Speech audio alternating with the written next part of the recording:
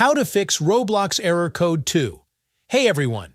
In today's video, I'm going to show you how to fix Roblox Error Code 2 on your mobile device, quickly and easily. So if you've been getting this annoying error, just follow these simple steps. First, open your Settings app. Once you're inside, scroll down and tap on Apps, then select Manage Apps. Now, in the search bar at the top, type Roblox and tap on it when it appears. Next, go to Storage and choose Clear Cache.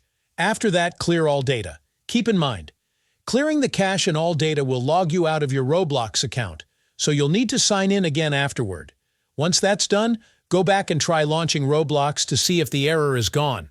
If the problem still isn't fixed, here's an alternative solution you can try. Switch to a different internet connection, or download Cloudflare Warp from the Play Store. This app helps change your DNS and can often solve network-related Roblox issues.